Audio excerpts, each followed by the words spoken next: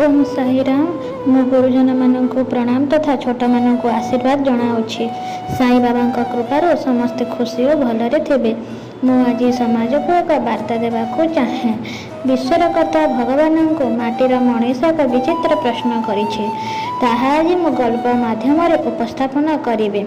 कलाकार जड़े माटीर मूर्ति तैयारी करुथिबा कलाकार भगवान को पचारिले, हे प्रभु तुम्हें भी एक कलाकार, मु भी एक कलाकार।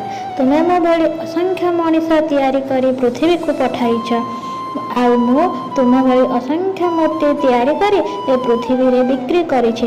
किंतु सेतेबेले मते लाज लागे जेतेबेले तमे मो गढ़ी मनीष परस्पर सहित लड़े झगड़ा करती, आउ मो द्वारा गढ़ा जाइतिबा मूर्ति को लोके मुंड नुआई प्रणाम करते। सतरे विचित्र ए दुनिया एवं विचित्र भगवान लीलार पार्थक्य। बंधुगण बहुत किछि शिखाए ए जीवन। केबे हसाए तो पुणी केबे कंदाए, हेले कंटा उपरे छिड़ा होई जे हसिबा शिखी जाए ता आगरे जीवन मुंड नुआए। गीतारे भगवान श्रीकृष्ण कहिछन्ति, मु कहार भाग्य तैयारी करे नाही, मनीष निजर भाग्य निजे तैयारी करिथाए। तुमे आज जहा करुछ ताहा फल तुमको काली प्राप्त हेब, एवं आज जहा तुमर भाग्यर अछि ताहा पूर्वर करा जाइथिबा कर्मर फल।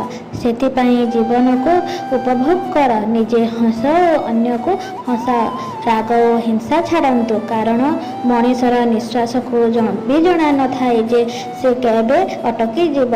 कथारे अछि, आप अपना भविष्य नहीं बदल सकते पर अपनी आदतें तो बदल सकते हैं, और बदलते हुए आदतें आपका भविष्य बदल जाएगी। बंधु मोर किछि त्रुटि रही जाइथिले किंबा काहा हृदय को आघात होइतिले मते क्षमा करदेवे। शेषरे लाइक, सब्सक्राइब एवं शेयर निश्चिंत करदेवे।